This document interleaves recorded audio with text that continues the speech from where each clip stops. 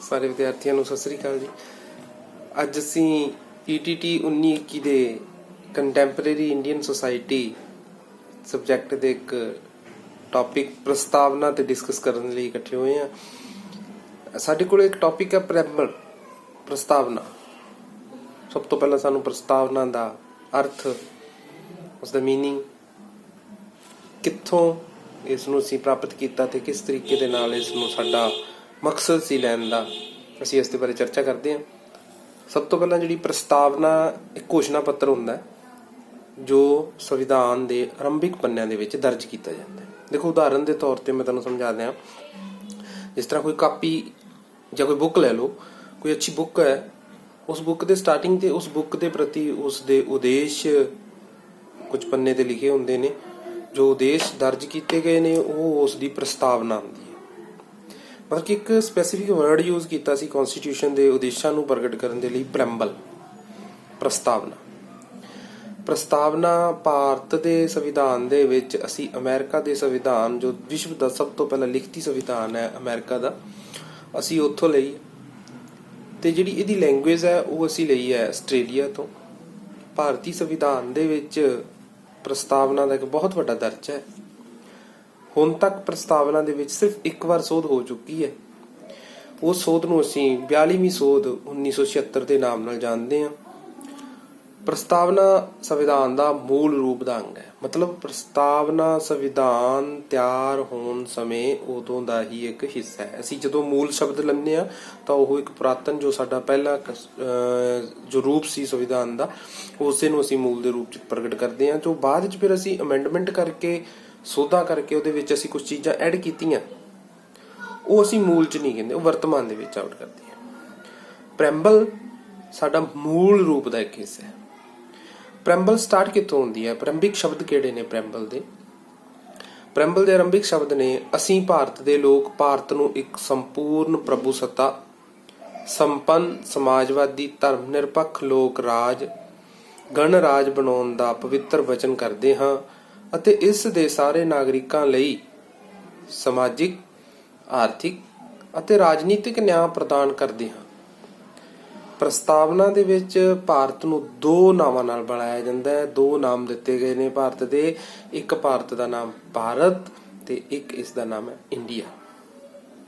ਹਿੰਦੁਸਤਾਨ ਨਹੀਂ ਹੈ। ਸੋ ਭਾਰਤੀ ਸੰਵਿਧਾਨ ਦੇ ਵਿੱਚ ਭਾਰਤ ਅਤੇ ਇੰਡੀਆ ਕਿਹਾ ਗਿਆ ਹੈ, ਤਾਂ ਇਹ ਪ੍ਰੈਂਬਲ ਦੇ ਵਿੱਚ ਦਰਜ ਕੀਤਾ ਗਿਆ ਹੈ। ਪ੍ਰੈਂਬਲ ਦੇ ਪ੍ਰਤੀ ਕੁਝ ਵਿਦਵਾਨਾਂ ਦਾ ਮਤ ਹੈ, ਜੋ ਪ੍ਰੈਂਬਲ ਨੂੰ ਕਨਸਟੀਟਿਊਸ਼ਨ ਦਾ ਇੱਕ ਸੀਸਾ ਬੋਲਦੇ ਆ, ਆਈਨਾ ਬੋਲਦੇ ਆ, ਮਿਰਰ ਬੋਲਦੇ ਆ। ਆਤਮਾ ਜਿਸ ਤਰੀਕੇ ਨਾਲ ਸਾਡੇ ਸਰੀਰ ਦੇ ਵਿੱਚ ਹੈ, ਜਿਵੇਂ ਸਾਡਾ ਸਰੀਰ ਕਿਰਿਆ ਕਰਦਾ ਹੈ, ਸੇਮ ਉਸੇ ਤਰ੍ਹਾਂ ਦੀ ਹੀ ਕਨਸਟੀਟਿਊਸ਼ਨ ਦੀ ਆਤਮਾ ਪ੍ਰੈਂਬਲ ਨੂੰ ਬੋਲਿਆ ਗਿਆ ਹੈ।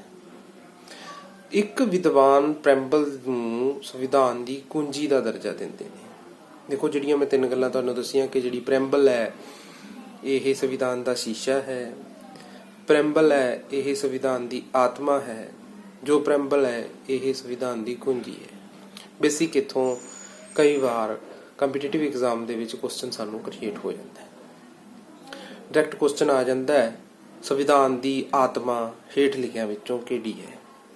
ਨੀਤੀ ਨਿਰਦੇਸ਼ਕ ਸਿਧਾਂਤ, ਫੰਡਾਮੈਂਟਲ ਰਾਈਟਸ, ਪ੍ਰੈਂਬਲ ਜਾਂ ਮੌਲਿਕ ਕਰਤੱਵ। ਤਾਂ ਪ੍ਰੈਂਬਲ ਜਿਹੜੀ ਹੈ ਉਹ ਸਾਡੇ ਸੰਵਿਧਾਨ ਦੀ ਆਤਮਾ ਹੈ। ਇੱਥੇ ਤੱਕ ਤੁਹਾਨੂੰ ਗੱਲ ਸਮਝ ਆ ਗਈ ਹੋਣੀ, ਇੰਟਰੋਡਕਸ਼ਨ ਸਮਝ ਆ ਗਈ ਹੋਣੀ। ਮੈਂ ਫਿਰ ਦੋ ਸ਼ਬਦਾਂ ਦੇ ਵਿੱਚ ਫਿਰ ਅਖੀਰ ਤੇ ਤੁਹਾਨੂੰ ਗੱਲ ਸਮਝਾਉਣਾ ਕਿ ਸੰਵਿਧਾਨ ਦੇ ਆਰੰਭਕ ਪੰਨੇ, ਜਿਨ੍ਹਾਂ ਵਿੱਚ ਸੰਵਿਧਾਨ ਦਾ ਉਦੇਸ਼ ਪ੍ਰਗਟ ਕੀਤਾ ਗਿਆ, ਉਸ ਨੂੰ ਅਸੀਂ ਪ੍ਰੈਂਬਲ ਬੋਲਦੇ ਹਾਂ। ਪ੍ਰੈਂਬਲ ਦੇ ਵਿੱਚ ਸੋਧ ਹੋਈ ਸੀ, ਜਿਹੜੀ ਸਿਰਫ ਇੱਕ ਸੋਧ ਹੈ, ਕਿਉਂਕਿ ਮੂਲ ਸੰਵਿਧਾਨ ਦੇ ਵਿੱਚ ਜਦੋਂ ਪ੍ਰੈਂਬਲ ਹੋਈ ਸੀ, ਸਾਡੀ ਤਿਆਰ ਕੀਤੀ ਗਈ ਸੀ, ਉਹਦੇ ਵਿੱਚ ਕੁਝ ਸ਼ਬਦ ਐਡ ਨਹੀਂ ਸੀ। ਇਹ 42ਵੀਂ ਸੋਧ ਦੇ ਨਾਲ ਜਾਣੀ ਜਾਂਦੀ ਹੈ। 42ਵੀਂ ਸੋਧ 1976 ਦੇ ਵਿੱਚ ਅਸੀਂ ਕੁਝ ਸ਼ਬਦ ਐਡ ਕੀਤੇ ਨੇ। ਉਹ ਸ਼ਬਦ ਧਿਆਨ ਨਾਲ ਨੋਟ ਕਰ ਲਓ। ਉਹ ਨੇ ਸਮਾਜਵਾਦੀ, ਧਰਮ ਨਿਰਪੱਖ ਅਤੇ ਰਾਸ਼ਟਰੀ ਅਖੰਡਤਾ। ਇਹ ਸ਼ਬਦ ਮੂਲ ਸੰਵਿਧਾਨ ਦੀ ਪ੍ਰੈਂਬਲ ਦੇ ਵਿੱਚ ਨਹੀਂ ਸੀ।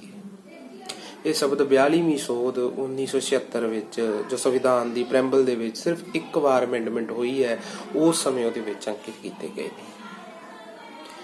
ਭਾਰਤੀ ਸੰਵਿਧਾਨ 26 ਨਵੰਬਰ 1949 ਨੂੰ ਤਿਆਰ ਹੋ ਗਿਆ ਸੀ।